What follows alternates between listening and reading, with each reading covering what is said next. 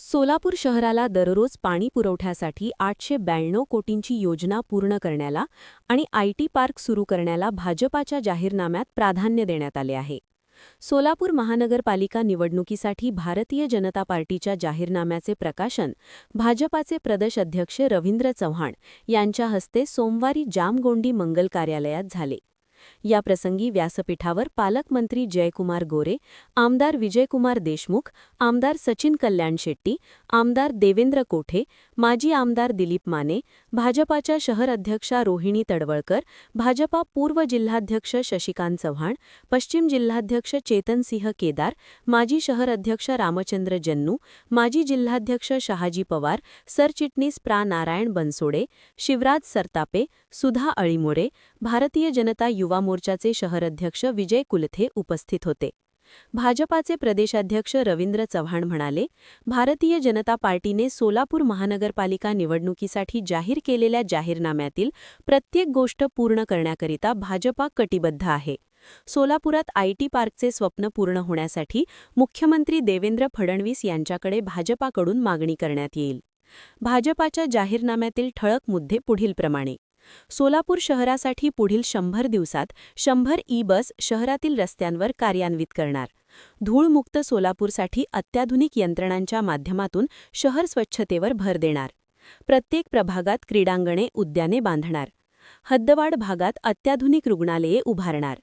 महापालिकेच्या माध्यमातून आयुर्वेदिक उपचार देखील जनतेला उपलब्ध करून देणार. गुंठेवारीचा प्रश्न सोडवण्यासाठी प्राधान्य देणार. शहरातील विविध भागात सुलभ सार्वजनिक स्वच्छतागृहे उभारणार. महिलांसाठी पिंक टॉयलेट उपलब्ध करून देणार. हद्दवाढ भागात मराठी इंग्रजी माध्यमाच्या शाळा सुरू केल्या जातील. प्रत्येक प्रभागात प्रभाग कार्यालय, एक खिडकी सेवा देणार. कर प्रणालीत सुसूत्रता आणून नागरिकांवरील कराचा बोजा कमी करणार. बांधकाम परवाना प्रक्रियेत सुलभता आणणार. जन्म मृत्यू दाखले विभागीय कार्यालयातच मिळणार. MIDCमध्ये सुविधा उपलब्ध करून देणार. वस्त्रोद्योगाला चालना देणार. सोलापूर ते तिरुपती, हैदराबाद, बंगळुरू विमानसेवा सुरू करणार. विमानसेवेचा विस्तार करून बोरामणी कार्गो विमानतळ याद्वारे रोजगार निर्मिती करणार. संविधान भवन बांधणार. गर्दीच्या ठिकाणी नागरिकांच्या सोयीसाठी पार्किंग व्यवस्था करणार. सार्वजनिक ठिकाणी महिलांच्या सुरक्षेसाठी CCTV कॅमेरे बसवणार. शहरातील झोपडपट्ट्यांचा योजनांद्वारे पुनर्विकास करणार. उड्डाणपूल, अंडरपास व शहराभोवतालचा रिंग रोड पूर्ण करण्याचा प्रयत्न करणार. आदिला नदीचा प्रवाह रुंद करून शहरातील व शहराभोवतालच्या नाल्यांचा विकास आराखडा राबवणार. स्मशानभूमीचे आधुनिकीकरण व हद्दवाढ भागासाठी नव्या स्मशानभूमी तयार करणार. पुण्यातील कात्रज येथील प्राणी संग्रहालयाच्या धर्तीवर सोलापुरातील प्राणी संग्रहालयाचे नूतनीकरण करणार. नाट्यगृहांचे अत्याधुनिकीकरण करून हद्दवाढ भागात नवे नाट्यगृह, संगीत अकादमी उभारणार. ग्रामदैवत श्री सिद्धरामेश्वर मंदिर परिसर व तलावाचे सुशोभीकरण करणार. धर्मवीर संभाजी तलाव स्वच्छ करून स्मृती उद्यान विकसित करणार.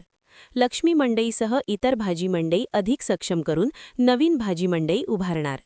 या जाहीरनाम्याच्या माध्यमातून भाजपने सोलापूरकरांना विकासाची साथ घातली आहे. विकसित भारतासाठी विकसित सोलापूर हे ब्रीदवाक्य घेऊन भाजपा यंदा महापालिका निवडणुकीत जनतेसमोर जात आहे.